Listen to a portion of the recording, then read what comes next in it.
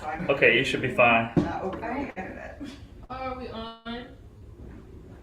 Is it on right now? Yeah. Oh, on right now. Hi. Um,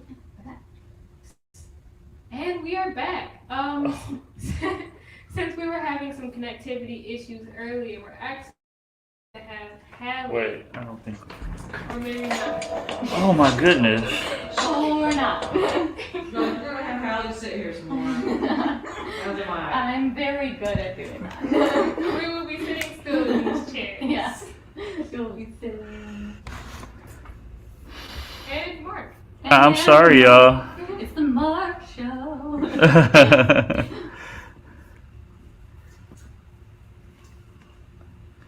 Do we have someone who pulled up the stream while we were doing it on the recording?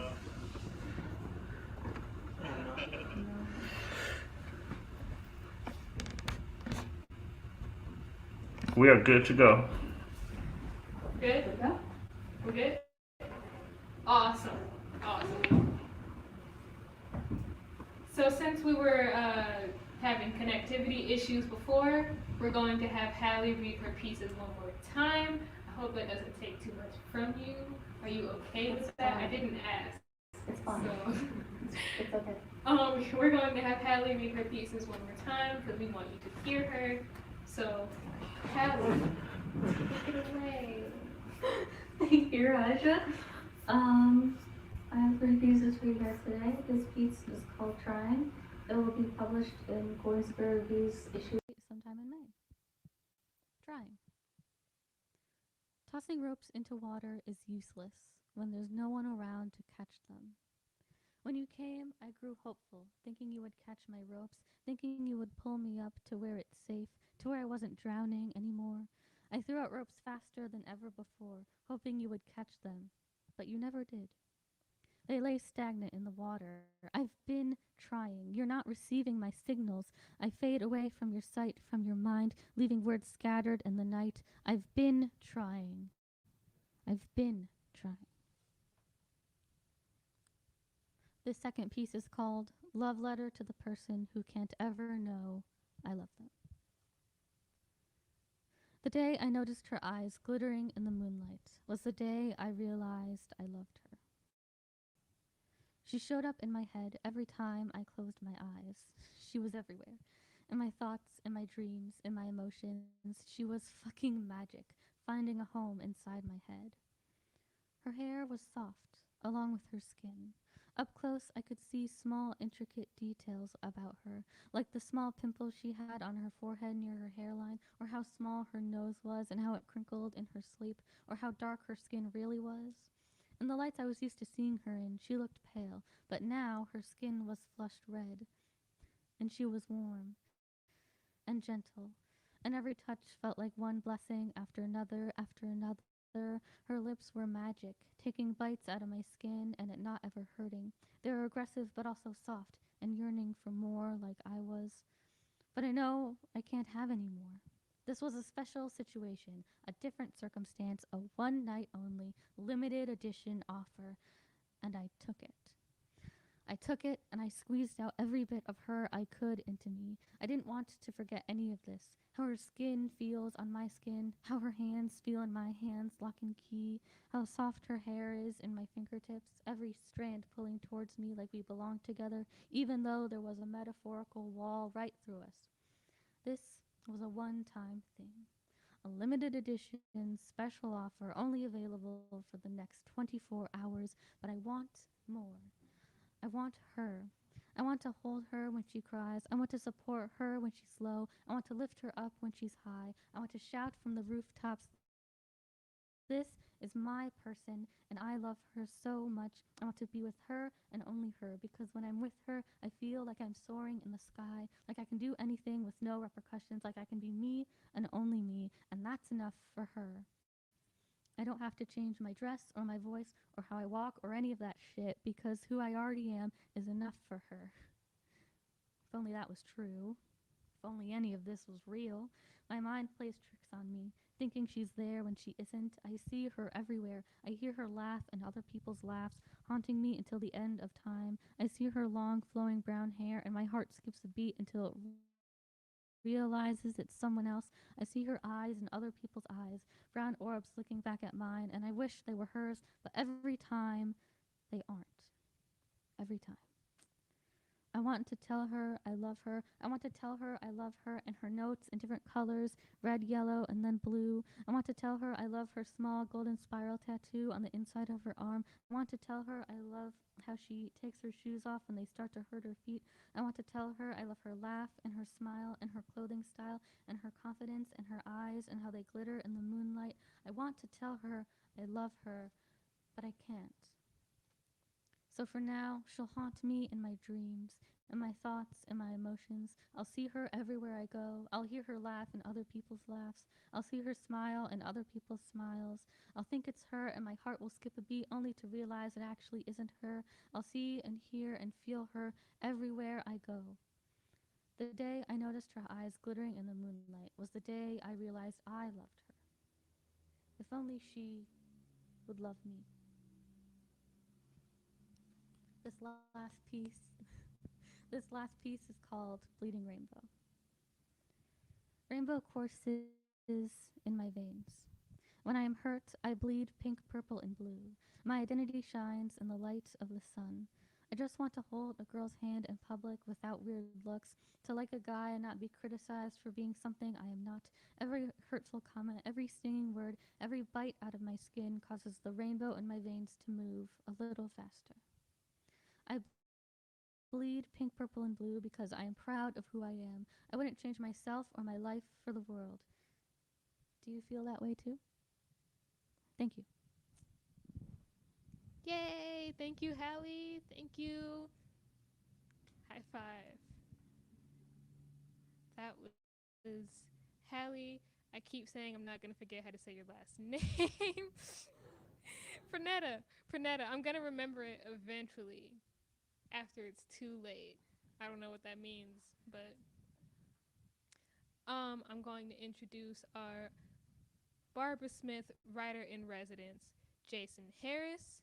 Jason Harris is an American writer with interests that include true crime podcasts, practicing negative visualization, revision, and finding associative links between disparate ideas. He is the graduate poetry fellow of The Watering Hole and the poetry editor for Gordon Square Review.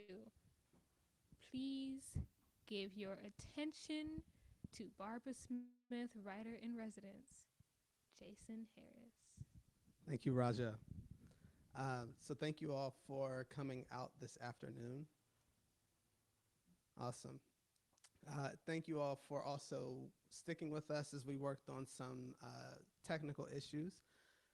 As Raja mentioned, my name is Jason Harris, and today I will be reading to you all from my manuscript. Its current title is called Teleology, and throughout my reading, I will be sharing some notes about certain pieces. And so the first note that I want to share is a note about the title. So again, the title is Teleology, and I'm going to read directly from my paper so that I'm not missharing information. So teleology, the word derives its meaning from two Greek words, telos and logos. Telos can be defined as the end, the aim, or the goal of something. And logos can be defined as an explanation or a reasoning. So teleology, in its simplest definition, can be defined as the study of a thing by attempting to understand that thing in terms of its apparent purpose. So an example of this would be to think about an umbrella. The purpose of an umbrella is to keep us dry or to keep the sun out of our eyes.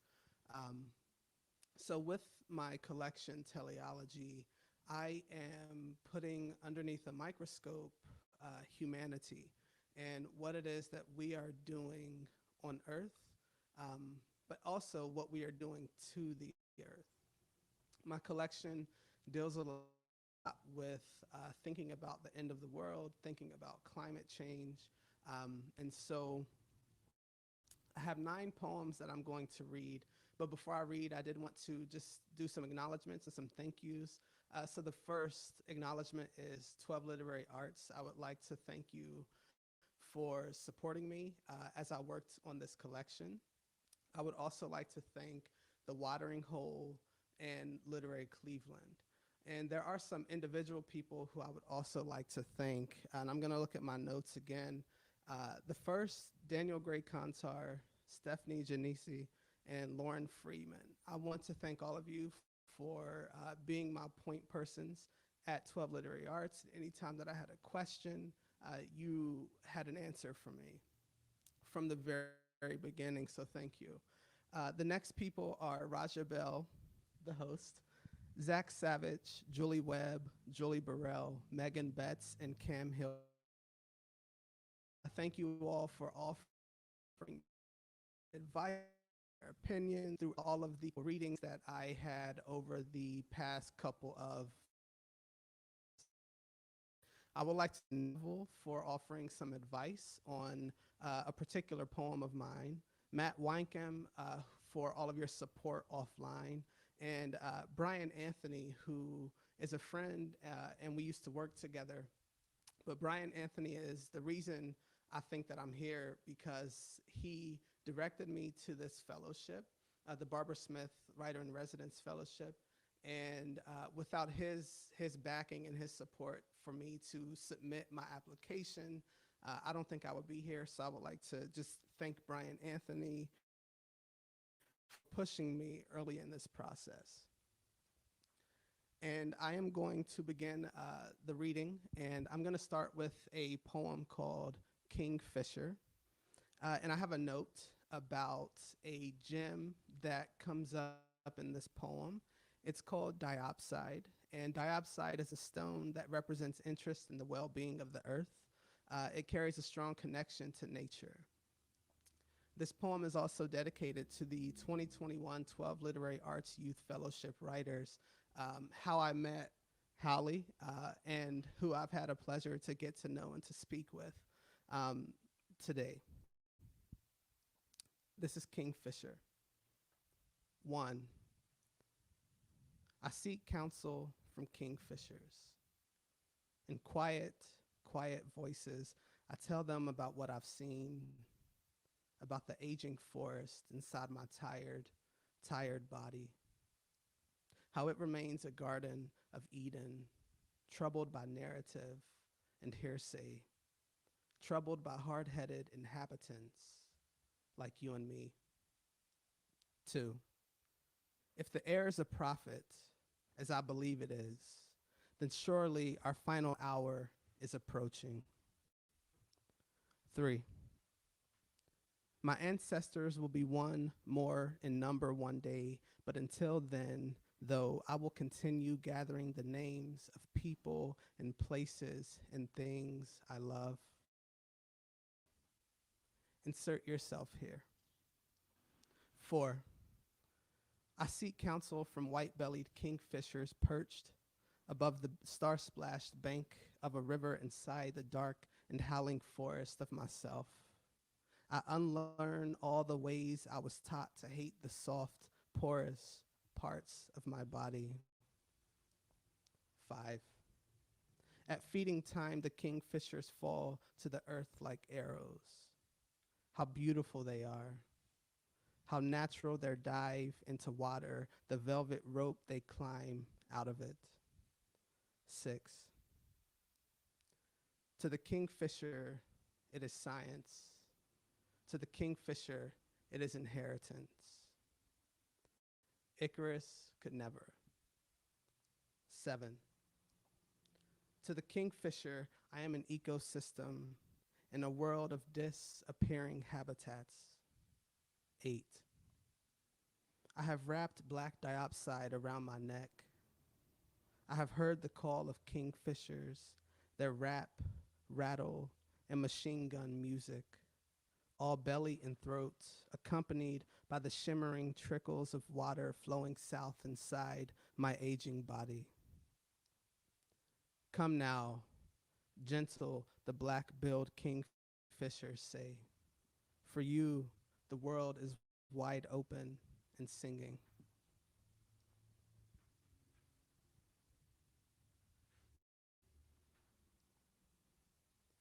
I promise we love the earth. You would have laughed at the sight of us, bodies twisted with one foot in the air to show off a pair of white Nikes, iPhones pinging with warning about deep time and deep funk. What a defunct time it was to be alive. I promise we love the earth, so much so that we took chances with our life just to see it. We flew one person to a seat. At the highest of altitudes, we slid under glass plates of sky, over geysers, canyons buried succinctly between sandstones. And though we didn't effectively save it, I promise we love the earth. I promise we love the earth. I mean, we lived collectively anxious about the future of it. From so high up, pronghorns dotted grasslands like tufts of clouds kicking up dirt. I promise we thought of you. I promise we were human. Some of us put forth our best efforts, but yet we wanted not only to visit the moon, but to inhabit it. We sent robots to Mars as our loved ones lay dying. We wanted and wanted and wanted more until there was nothing left to want. If you could have seen it, the grizzly bear drinking from a watering hole, you too would have loved it, would have pulled out a phone to record the bathing bear. I promise we thought of you. I promise we didn't mean to hand you an equation of loneliness not a single person here knew how to solve.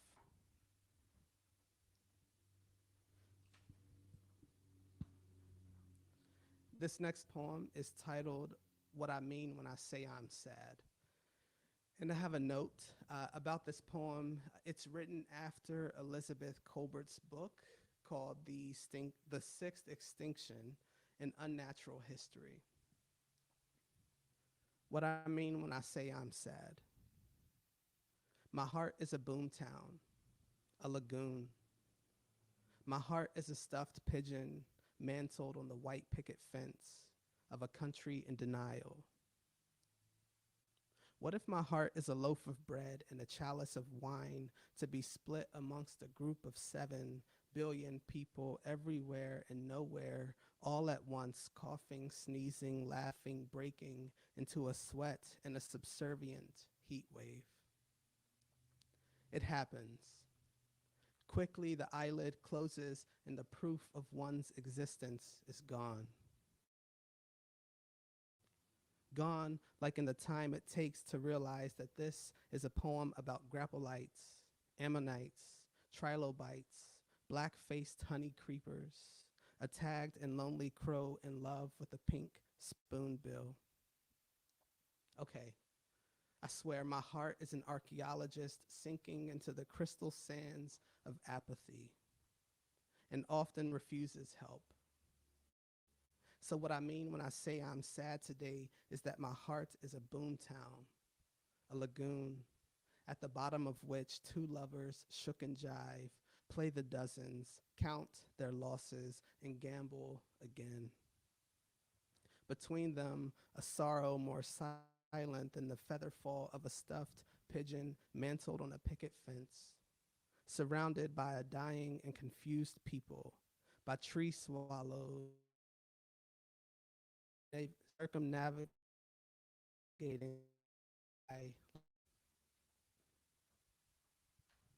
This next poem is called Restless Commotion of Being. And I have another note that I want to share prior to reading this poem. Restless Commotion of Being is written after Cameron Awkward Rich's poem, Meditation Emergency. The refrain from Cameron Awkward Rich's poem that says, breaks my heart. restless commotion of being. I wake up and it breaks my heart. I think about tomorrow. Yes, it's still the future, and it breaks my heart. I think about yesterday, and it breaks my heart. I think about the English sparrow my cat dragged home, and it breaks my heart. I think about stones resting on graves and all the names I know because of some misuse of power, and it breaks my heart. On days like this, I go inside the wilderness of me, and it breaks my heart. I taunt the bear of my sorrow, twist the small thin blade into the earth of my apathy until it breaks my heart. These days, I sit around and wait with a broken heart for the next thing to happen, for a few clouds to roll in eastward like a broken heart, for a train to cut through the city like a panther with a broken heart. The restless commotion of being here breaks my heart. Tell me, have you ever had a broken heart? In the evening, with all my wrongs, I hunker down close to the ground and ask God if there is a world in which I've done the right thing. Says their voice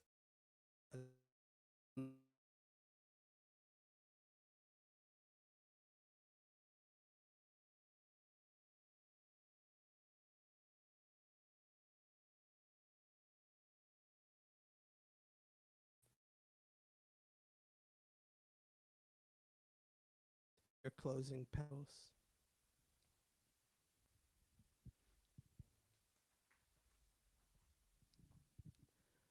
Colosseum. And so what if the human heart is an iceberg slipping beneath the blue waters of everything that's about being here with all of you? So long I've been consumed with death, the long, piercing silence of it, how it takes a certain kind of flexibility to perform it. The body no longer bent in its grotesque ways, but laid flat on the cold, metallic surface of the earth. Do you think dying feels like what it feels like? An ice patch from the vessel of itself.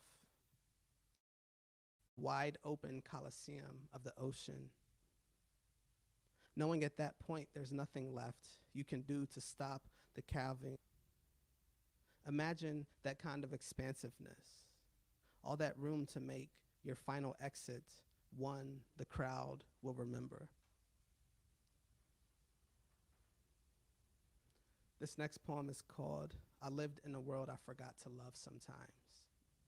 And again, I have another note about this poem.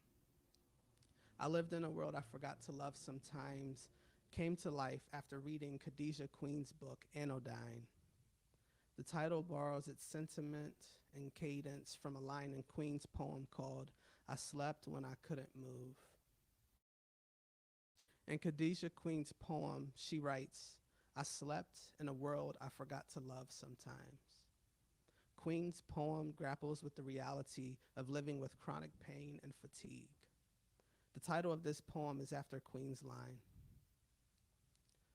I lived in a world I forgot to love sometimes. But still I lived. Still I lived waiting for sunrise. Still I lived believing the world revolved around nothing but me. And yeah, I lived thinking bees were enemies. I lived avoiding mirrors, cameras, portraits of the self. Anything to keep the film over my eyes and the truth that it was me all along, out of sight and out of mind. I lived a lie blissfully with the world in my pocket. I lived studiously but applied very little theory to my practice of being alive in the Anthropocene. I lived a willing and ready player, a loose cog in the machine. I lived cautiously with a cabinet full of plasticware. I lived black and lived long enough to talk about it. I lived forgetting that sweet bay magnolias and American sweet gums would one day shade the tombstones of everyone I have ever loved. I lived among the living. I lived feeling immeasurably small. I lived knowing truth reveals itself in multiple forms and eventually made eye contact with myself. I lived with styrofoam in my blood. I lived swallowing medication to prolong my life. I lived with the bitter taste of nuance on my lips. I lived among the hidden, the mysterious, the buried.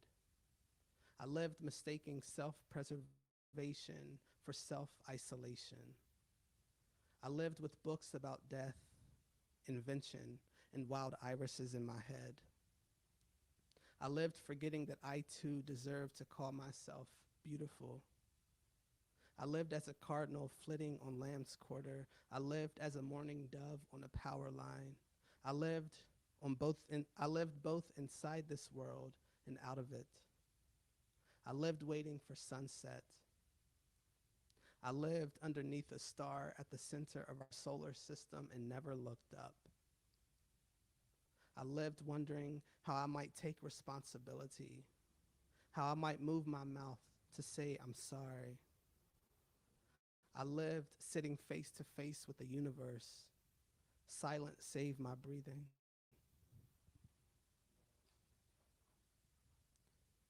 American Robin. It was black. Its chest was orange, a small canyon. We were driving. We were flying down I-91 south. It was flying. What joy had it been dealt before it met us? There were 3 of us packing the atmosphere with carbon emissions. The sky was blue. The sky was alive. You couldn't see it, but we were crashing into atoms. We sped past large bodies of trees, past wastelands and golden wheat fields. It was a delicious time of the year. I swear it was black. It was flying. We were driving. We were laughing. Then, suddenly so sad. One true cloud in the shape of Ohio nested in the corner of the sky like a snowy owl. We were driving. The sky was blue, alive. I swear it happened so quickly, the heavy, heavy thump. Before we knew it dead, we witnessed. Before we knew it dead, the feathers fluttered like falling snow from the windshield. That American robin died upon impact. It died. It happened so quickly. Ohio was a cloud in the blue sky that day.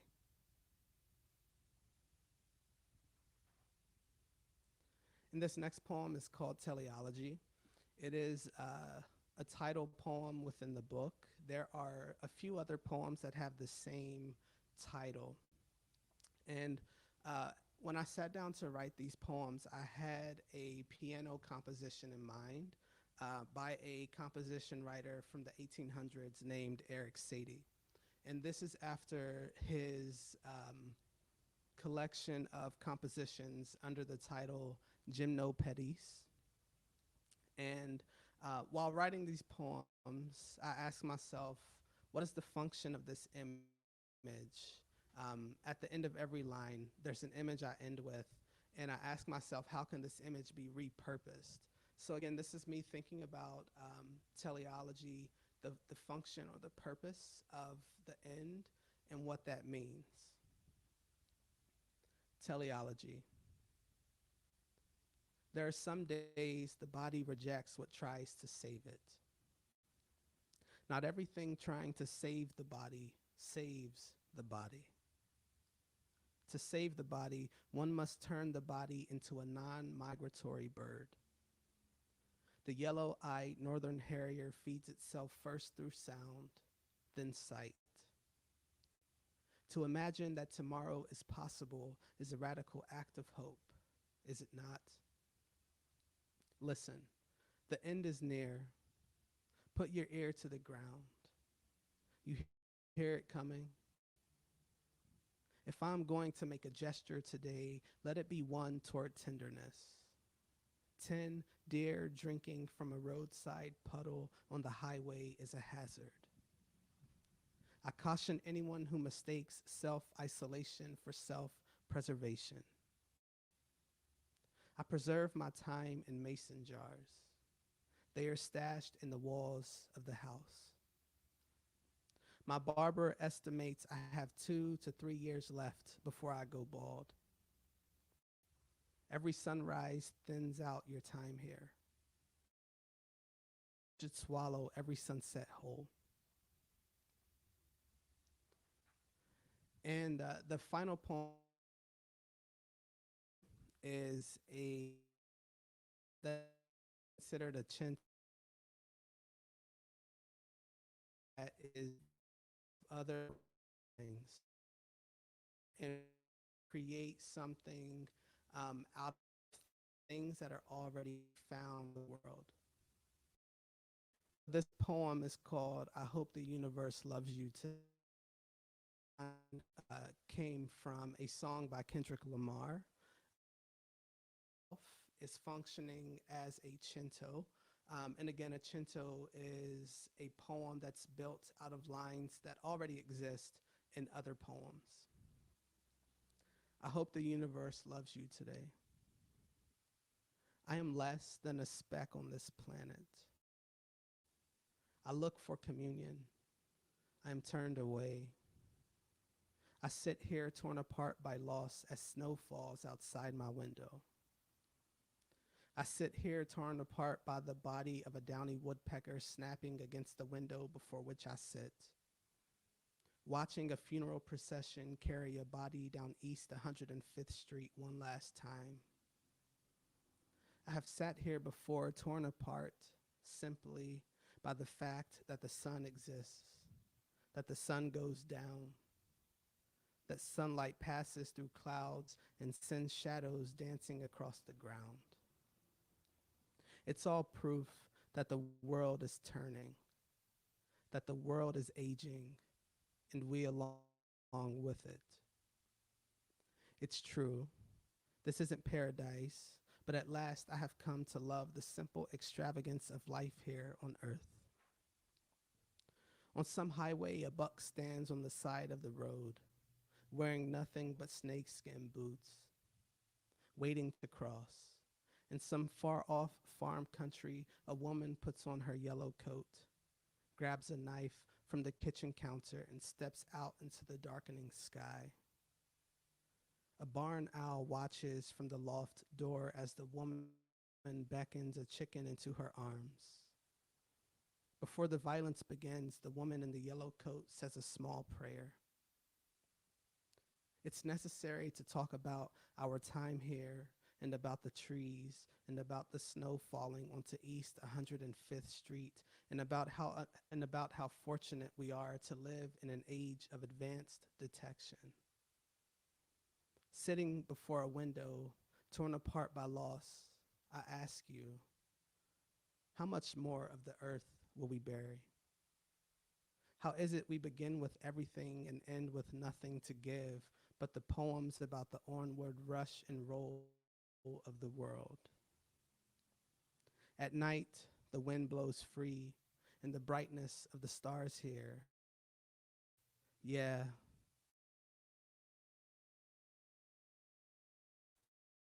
Thank you.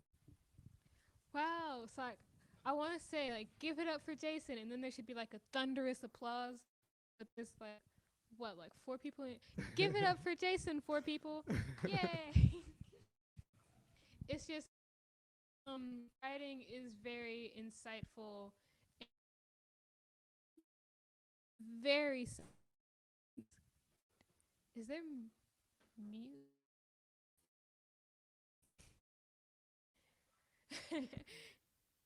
I want to move into Q&A. We have a few questions prepared. One of them from a staff member. Correct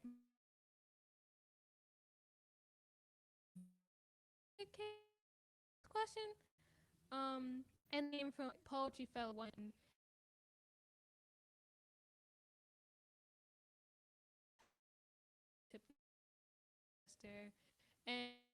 And we had come in to some new for that.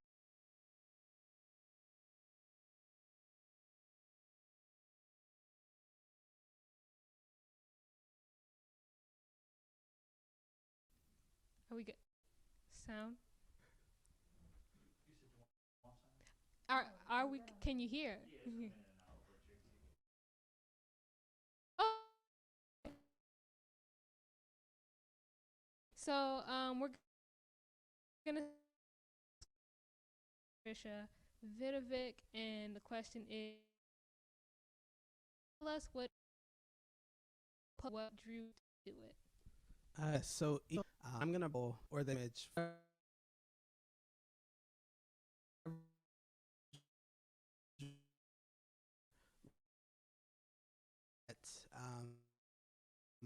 The key difference between nature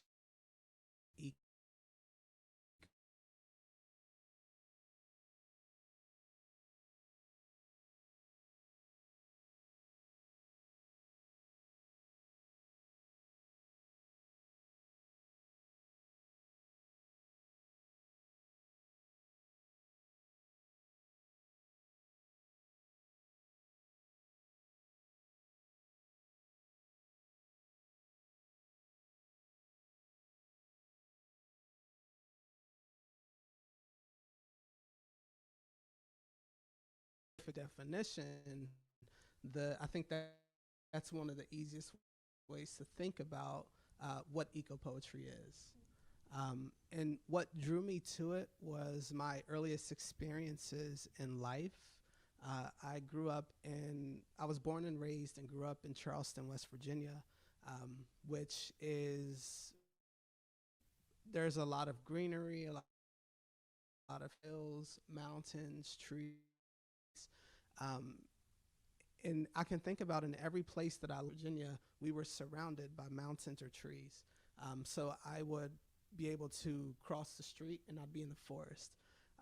So I think a large part of what drew me to eco-poetry was thinking about my earliest experiences, but also thinking about my most recent experiences as an adult, living in Northeast Ohio and Cleveland, where I have to drive 15, 20 miles out just to go to nature. So thinking about in my childhood and my adulthood, and trying to come to terms with what it is that I've contributed to climate change. So driving from work, plastic bags on a day-to-day basis. So what drew me to eco-poetry was a way to really understand what my purpose here is, or what my purpose as a human being here is. And then also find ways to be okay with it, because I feel anxiety a lot when I think about the damage that I'm contributing to the earth. But it's almost impossible not to in the 21st century, and that's what drew me to eco-poetry. Do you think you found your purpose? Question. Do you think you found your purpose? I do think I found my purpose. I think I'm still trying to learn how to live out that purpose, but I do think that I found it, and that purpose is to live every day paying attention to my actions, whether they're verbal, physical. If I enter a space in public and I see trash on the ground, I'll try to pick it up. I'll try not to drive places if I don't have to. I try to use my own coffee mugs when I go to coffee shops, instead of having them give me the plastic cups. So there are small things I'm trying to do to fulfill that purpose, but I definitely think I found my purpose. And that's to be a better human. Well, that's great. Most people never find their purpose. Searching their whole lives. Our second question comes from the Youth Poetry Fellowship, and the question is, what inspires you to write? What inspires me to write? I'm going to go back to my childhood. I had an experience, one experience in childhood and then another experience when I was working on my bachelor's degree, which was in 2008, 2009. The first experience, I was, I'd say fourth, fifth grade, and I went to ask the teacher a question. Excuse me. And when I went to ask her, I said, "Hey, Miss So-and-so, can I ask you a question?" And she looked at me funny. She's like, "Can you what?" I said, "Can I ask you a question?" And she was like, "I don't know what you're trying to do or what you mean." I said, "Can I ask you a question?" And I kept having to repeat myself until finally she said, "You cannot ask me a question, but you can ask me a question." And I didn't know it then, but as I grew up and started really thinking about myself as a writer and why I want to do it, I realized that one inspiration for writing for me comes from making sure that regardless on if I'm speaking standard American English or Black American English, that I'm getting my point across regardless of which type of vernacular I'm using. And then along those same lines, when I was in undergrad, there was a white woman my roommate had invited his friend over, and this is the white woman who I'm about to speak about. She posed a question to me when she asked me what I was doing. I said, "Oh, I'm writing a poem." And her follow-up question was, or really it was a comment, was, I didn't know Black people could write poems. And so I think what inspires me to back these small acts of microaggressions, that and as an adult I still get some, but they're not as prevalent. That's what inspires me to write, to know that no matter what type of vernacular I'm using, I'm still going to get my point across regardless of what it is. That's crazy. Why wouldn't people be able to write poems? Yeah, I don't know. You're just not paying attention to poetry. They're all over the place. Oh my God. That's that caught me all off guard. It caught me off guard when I realized 10 years later what she really said to me. I was like, okay, wait a second, what? But yeah, so I think my inspiration for writing is knowing that who I am in this world,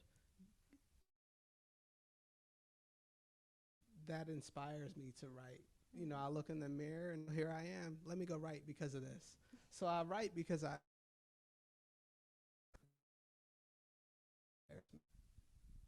beautiful. Oh, I thought you were gonna say something. No. Our next question, also from fellowship, is: do the world different because you see the world through?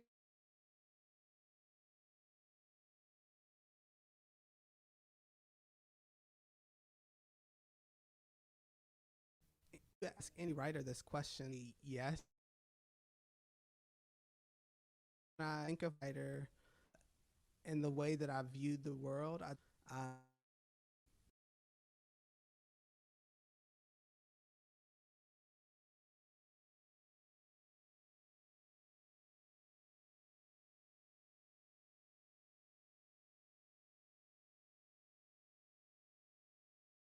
the things I know, and I try to be very diligent about what I know. So I think a perfect example of that is even at the top of my reading these few poems, I started with a note about what teleology is.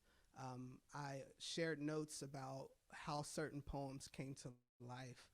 I see the in those types of ways. I want to know how things work and why they're there.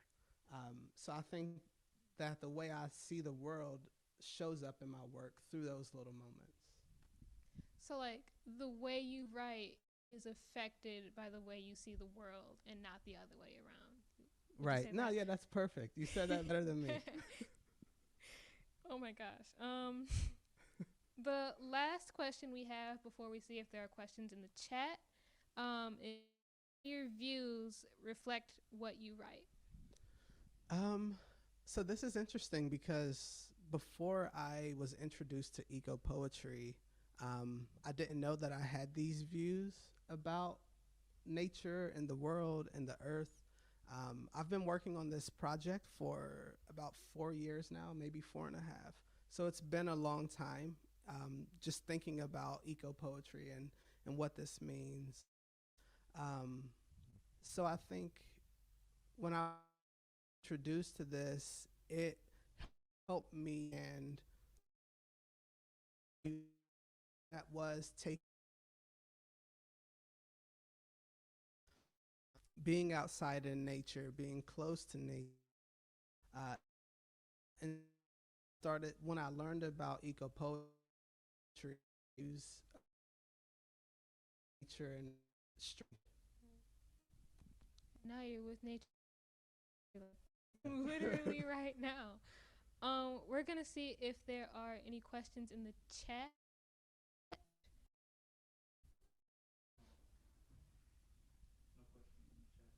Well, if you have questions, drop them in the chat. Have any questions? Oh, is that mic still on? Cool. Oh, honestly, not any that you already asked. That was Oh, okay. I don't know if we've asked this already. Where did you come up with this manuscript? Oh, that's a good question. I think I ever I think I was just writing a bunch of poems, and then, and I'm gonna refer back to my friend Brian Anthony when he said, "Hey, there's this opportunity. You should apply for it." When I applied for this writer in residence position, I had to then look for something, a thread that I could use for my application.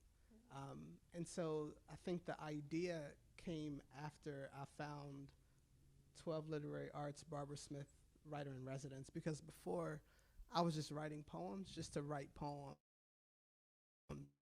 And I never had a dream to write a book or a manuscript.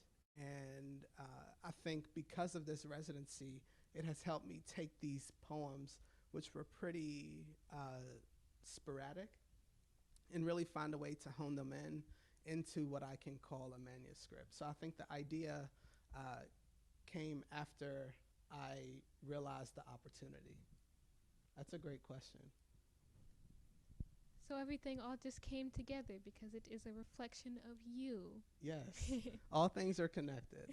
Yes, of course.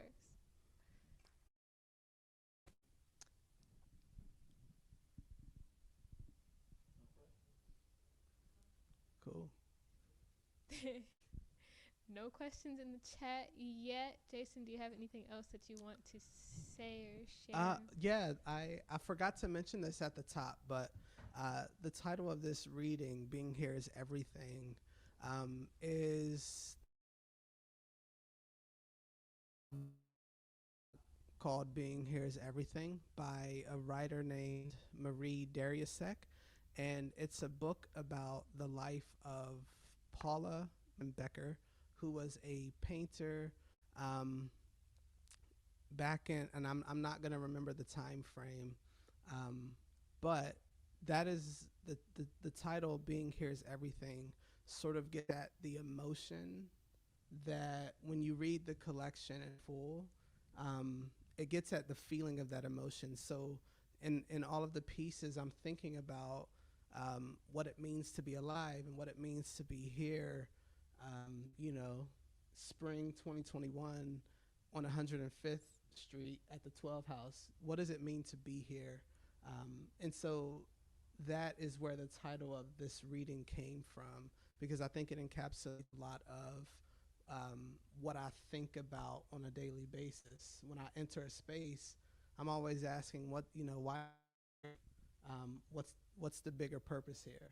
And so I do want to mention that. So That is really interesting because you talked about the emotion that you get from reading that full manuscript. And I think the question I get from that is, what do you feel the emotion will be from reading your full manuscript? Like when you read through it, yeah. I don't know, because admittedly, I think there are poems that stretch on all of the levels of grief. And I don't even know what those are: anger, sadness, depression, acceptance, denial. I think in the manuscript there are poems that speak to each of those emotions. So I think what emotion people might be left with once the collection is finalized um, could be any of those, depending on what they're bringing to the reading of the book. Because I know for me, there were times when I was angry about what I was writing, then I was in denial, and then I accepted it. Luckily, though, some of the later poems that came in the book were written from a place of acceptance, and I'm glad that that's sort of how the manuscript finished, because I wouldn't want to finish in a place of anger. And all of these emotions, again, are compounded by climate change and what we're doing to the earth. But I'm happy to say that the final several poems that I wrote for this book were written from a place of acceptance. And from that place, I'm able to go forward and say, okay, so this is all the wrong I've done. How can I be better? I think acceptance is important with climate change. You have to accept the things that you cannot fix. You do your part, but it just can't do it all. What do you want readers to get out of either your manuscript or just your work in general? I want readers to, after they read a poem or after they finish the book, I want them to just stop and think, like, what am I doing here? What actions can I take to be better towards the earth? And I think we're at least in the United States, I think we are, and when I say we, I'm speaking of those who are coming from the same mindset that I am, where you are actively thinking about the earth and the planet. I think we're at a point now where we are trying to find new ways to be here on earth while we are here on earth. So I hope that readers read it and feel encouraged or motivated to maybe stop one thing that they're doing for the benefit of the earth. And I don't, that could look differently for everyone. I know for me, for a while, instead of driving my car, I would try to take public transit. I would try to ride my bike. I would walk. So just taking small steps back, and just reevaluating our own actions, what we're doing, and how we might be able to change those. Amen. Do we have comments or?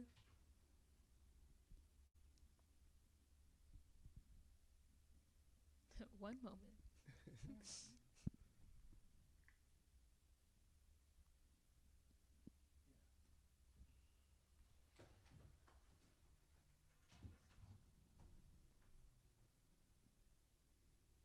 Ooh.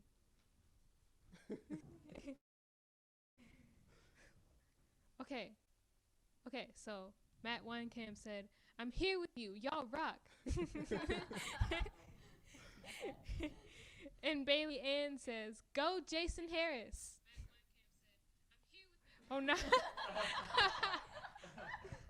And now I hear myself. What is this is the volume down button.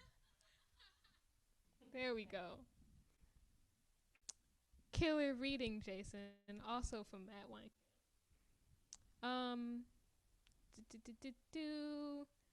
Jason, any thoughts on Mary Oliver or Ross Gay, both from Northeast Ohio, and both engage with nature in poetry? Do either of them influence your work? That is from Matt Weinkamp. Thank you, Matt. They both influenced my work. As I was writing my manuscript, I read and reread Mary Oliver's last collection of poems called Devotions that she put together before she passed in 2019.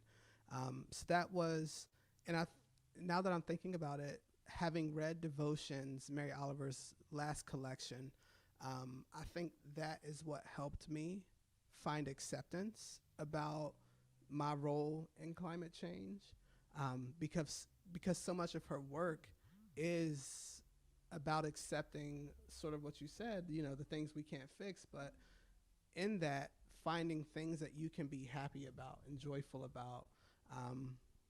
And the same with Ross Gay. Ross Gay, also someone whose writing I really adore.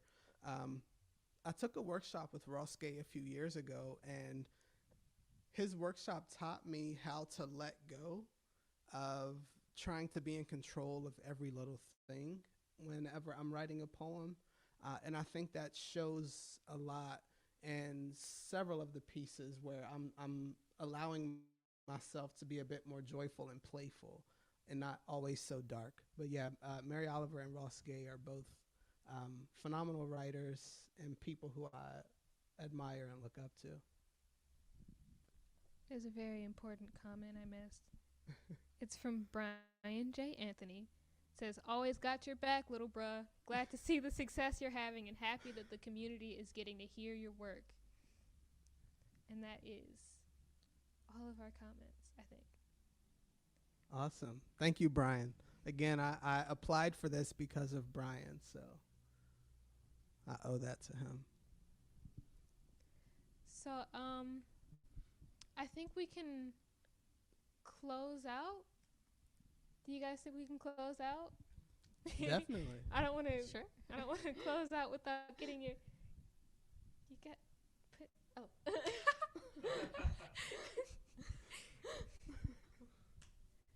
Thank you for listening in to the final reading of 12 Literary Arts. Barbara Smith, writer in residence. Jason, insert middle name here, Harris. And One Mic Open, Youth Poetry Fellow.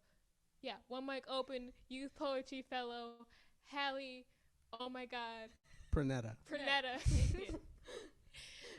This is Raja signing off.